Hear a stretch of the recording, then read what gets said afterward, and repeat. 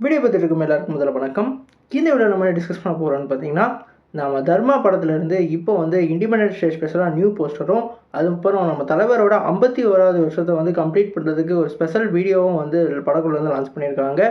இந்த வீடியோவும் இந்த போஸ்டரை பற்றி இந்த வீடியோ நம்ம வீட்டில் டிஸ்கஸ் பண்ணுவோம். அதுக்கு முன்னாடி நீங்கள் இந்த சேனல் புதுசாக இருந்தால் சேனல் சப்ஸ்கிரைப் பண்ணி பெல் ஐக்கன் கிளிக் பண்ணி வச்சுக்கோங்க. வாங்க நம்ம வீடியோக்குள்ளே போகலாம். நம்ம தர்மா வந்து நம்மளோட ரஜினிகாந்தோட ஒரு ஆக்டிங்கில் நம்ம அஸ்வத் வாணிபுத் அவர்கள் டைரக்ட் பண்ணியிருக்காங்க.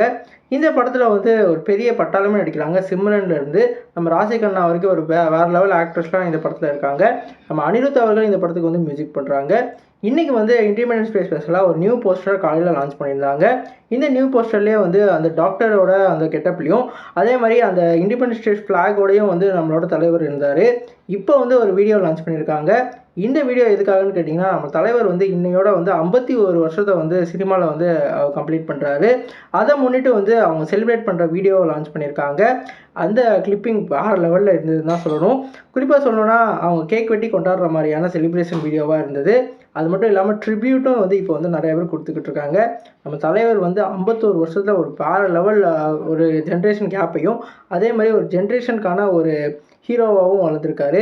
அவரோட ஆக்ஷன் ஸ்டைல் எல்லாமே வேறு லெவலில் இருக்கும். இப்போ இந்த படத்துலேயும் வந்து அதை வந்து நம்ம எதிர்பார்க்கலாம்.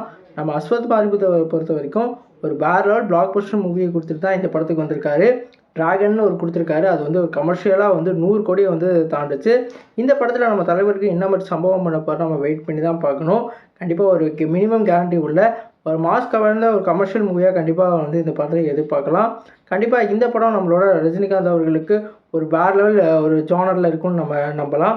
அது மட்டும் இல்லாமல் நம்ம ரஜினிகாந்த் அவர்கள் ஜெயிலர் 2லேயும் வந்து நடித்து முடிச்சிட்டாங்க. அதோட பேட்ச் ஒர்க்கும் அதேமாதிரி சில ரீஷூட்டும் மட்டும்தான் இருக்குது. அதை வந்து அவங்க முடிச்சதுக்கப்புறம் அந்த படத்தோட அனௌன்ஸ்மெண்ட்டும் அதே மாதிரி ட்ரெய்லர் டீசர்லாம் வந்து ரிலீஸ் ஆக போகுது. கண்டிப்பாக வந்து தலைவருக்கு வந்து ஒரு வேறு லெவல் சம்பவம் இருக்குன்னு தான் சொல்லணும். நீங்கள் சொல்லுங்கள் ஃப்ரெண்ட்ஸ், நம்ம தலைவர் வந்து 51 வருஷத்தை கம்ப்ளீட் பண்ணிட்டார். இதை பற்றி நினைக்க கமெண்ட் பண்ணுங்கள். அவரோட எந்த படம் உங்களுக்கு வந்து ரொம்ப பிடிக்கும்னு சொல்லிட்டு கமெண்ட் பாக்ஸில் கமெண்ட் பண்ணுங்கள். சேனல் புதுசாக இருந்தால் சப்ஸ்கிரைப் பண்ணுங்கள். நன்றி.